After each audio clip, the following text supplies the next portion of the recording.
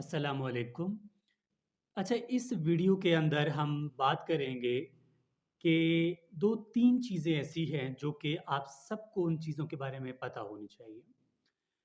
सबसे पहली बात कि हम अपकमिंग एचएससी का जो टेस्ट हो जाएगा, उसके क्या-क्या चेंजिंग्स हो सकते हैं, उस पे बात करेंगे।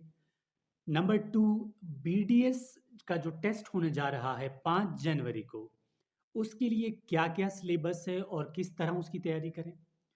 नंबर 3, अब जिन स्टूडेंट्स की सिलेक्शन नहीं हुई, उनको मज़ीद क्या करना चाहिए? बोलान मेडिकल कॉलेज यानी बलूचिस्तान में या फिर फाटा, पंजाब, सिंध जहाँ पर भी स्टूडेंट्स हैं, उनके बारे में।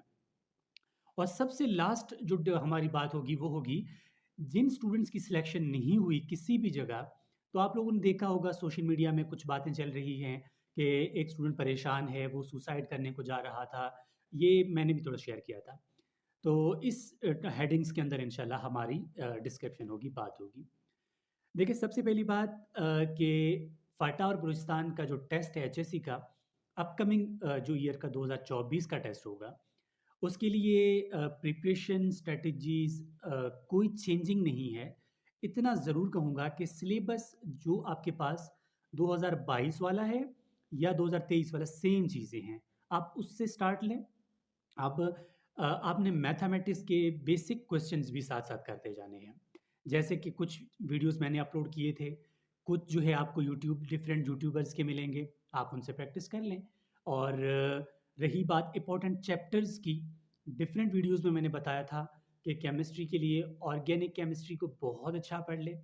और से बायो जो है पहला चैप्टर फर्स्ट ईयर का सेल, दूसरा बायोलॉजिकल मॉलिक्यूल, तीसरा एंजाइम, चौथा एसेलुलर लाइफ, पाँचवाँ, छठा, सातवाँ ये छोड़ सकते हैं, किंगडम्स छोड़ सकते हैं और वायरसेस का थोड़ा-सा देख लीजिएगा। उसके बाद फर्स्ट ईयर की बायो एनर्जेटिक्स बहुत इम्पोर्टेंट है, उनको कर लें। न्यूट्रिशंस का थोड़ा बहुत रोल है, वो कर लें।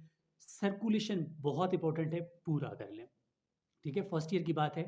सेकंड ईयर के जो टॉपिक्स हैं, खासकर बायो के, तो वो पूरा इम्पोर्टेंट है, उसको आप स्किप नहीं कर सकते। इवन कि एवोल्यूशन भी इम्पोर्टेंट है, तो इनको आपने करना है। हम इसके लिए अलग वीडियोज़ भी बनाते जाएँगे ताकि एक सिलेबस का ओवरऑल आपको पता हो कि क्या-क्या चीज़ें खासकर इम्पोर्टेंट हैं। फिज़िक्स के लिए सिर्फ़ मैं इतना कहूँगा, थ्योरी सब कर लें, सेकंड ईयर की फिज़िक्स बहुत इम्पोर्टेंट है। और न्यूमेरिकल्स के लिए आप जो है फर्स्ट ईयर अपना अच्छा कर लेते हैं 3-4 चैप्टर, दैट्स इनफ, तो कोई टेंशन की बात नहीं है। ये तो हुई हमारी अपकमिंग एचएससी टेस्ट के बारे में कुछ बातें।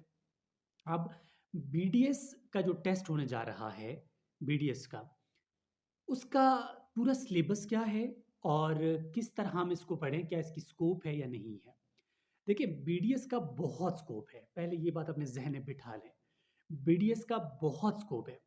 बीडीएस 32 दाँत हैं, आप लोग समझते हैं कि शायद ये मुश्किल होगा या फिर कोई फ़ज़ूल फ़ील्ड होगा, ऐसा नहीं है, ठीक है? बीडीएस बहुत इम्पोर्टेंट है।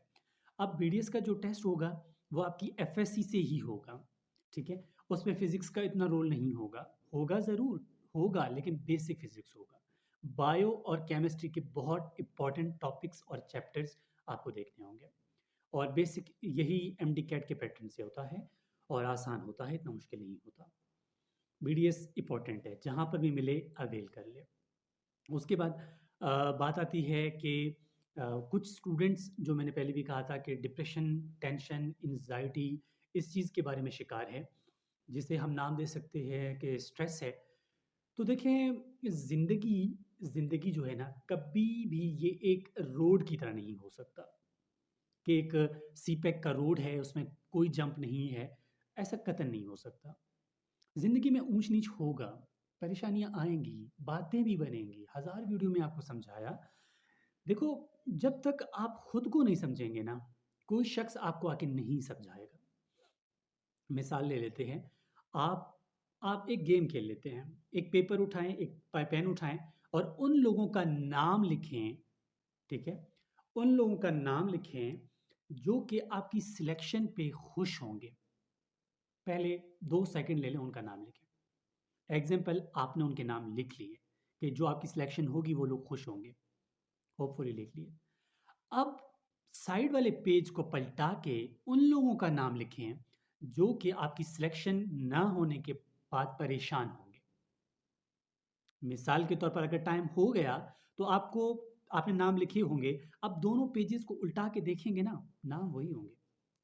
भाई, अगर नाम वही हैं, तो दुनिया की बातों से क्यों टेंशन ले रहे हैं, जब कोई फ़िक्र करने वाला है ही नहीं। बेशक आपने अपने भाई का नाम लिखा होगा, वालिद साहब का नाम लिखा होगा, ठीक है? अपनी मदर का नाम लिखा होगा, अपनी फैमिली से हटकर आपने किसी का नाम नहीं लिखा होगा। आपको ये कन्फर्म है कि आपकी सिलेक्शन से खुश भी वो होंगे, ना सिलेक्शन से टेंशन भी उनको होगा। तो दुनिया की कही हुई बातों से क्यों सर पे बैठा के परेशान हैं? नंबर 2, अब देखो, एक लाइन है, कहता है कि उस शख्स को हराना बहुत मुश्किल होता है। उस शख्स को हराना बहुत मुश्किल होता है जिसने चलना ही ठोकरों से सीखा होता है। बहुत ऐसी सेंटेंस है, अगर आपको समझ आ गई हो तो आप समझ सकते हैं कि टेंशन, डिप्रेशन ये तो ज़िंदगी का हिस्सा है, मैं मानता हूँ, लेकिन कोशिश ये करनी है कि ये ना हो, ठीक है? अब इससे भी हटकर 2-3 बातें ये हैं कि आप अगर टेंशन, एंग्ज़ायटी का शिकार है, तो उनके साथ शेयर कर लें, अपने पेरेंट्स के साथ। देखो, ज़िंदगी में आप चाहकर वो चीज़ के पास जाना कभी-कभी नहीं भी मिलता। तो इसका मतलब ये नहीं होना चाहिए कि आप बैठ के रोना स्टार्ट कर लें, टेंशन लेना स्टार्ट कर लें, कुछ भी ना करें, बैठ के बस आप परेशान हैं कि ज़िंदगी यहाँ ख़त्म है, आप सुसाइड कर लेते हैं। नहीं ना, ज़िंदगी यहाँ ख़त्म नहीं है। आज नहीं तो कल आप एक बैटिंग कर रहे हैं, ठीक है? एग्ज़ाम्पल, बैट आपके हाथ में, कोई विकेट नहीं है, बॉल भी आ रही है, पहली बॉल मिस हो गई कोई बात नहीं, दूसरी भी मिस हो जाए फ़र्क नहीं पड़ता, तीसरी भी मिस हो जाती है, चौथी, पाँचवीं, छठी, कभी तो कभी छक्का लग ही जाएगा ना। सिर्फ़ मैदान नहीं छोड़ना, जिस दिन छक्का लग गया, आप कामयाब। तो कभी भी मैं जितना भी कहूँ ये कम पड़ जाएगा, जब तक दिमाग खुद सिग्नल नहीं देगा आपको, ठीक है? आपको क्या लगता है कि दुनिया में एक एक सेंटेंस बोलता हूँ, उसको याद रखिएगा। कहते हैं कि कामयाब शख्स के पीछे नफ़रत करने वालों की कतार होती है। बहुत बड़ी लाइन होती है।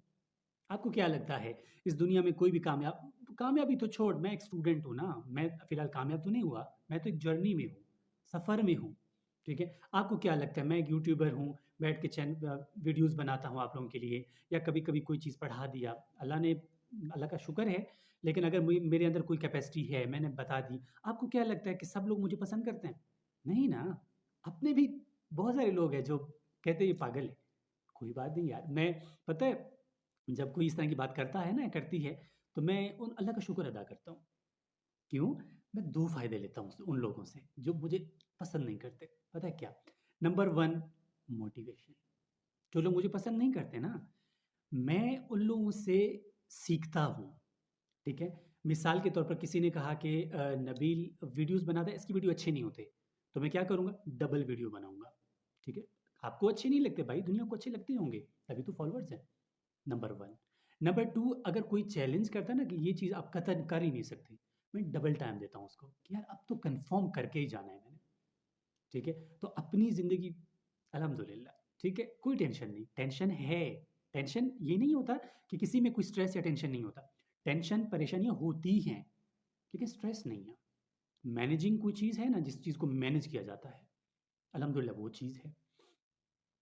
तो कोशिश करें अपने आप की साथी बने, खुद का दोस्त बने, तभी ज़िंदगी पलट जाएगी।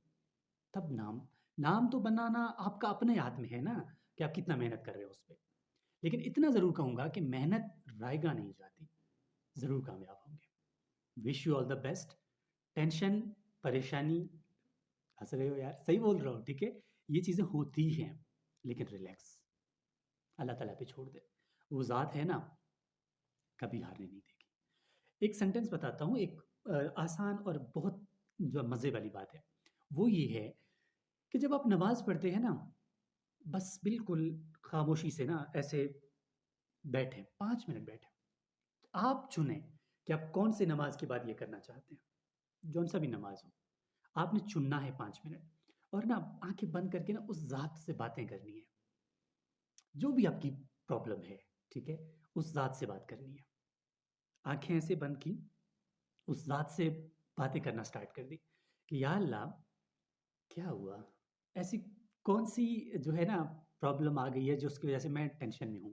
लेकिन आप तो सँभालने वाली ज़ात हैं ना, आप ही साथ दें और बेशक वो ज़ात जो है ना, गिरने नहीं देता, उस पे बस भरोसा होना चाहिए। चलिए wish you all the best. अल्लाह ताला से दुआ करते हैं अगर आप कभी भी परेशान ना हो, मुझे भी दुआओं में याद रखें और खुश रहें। Thank you.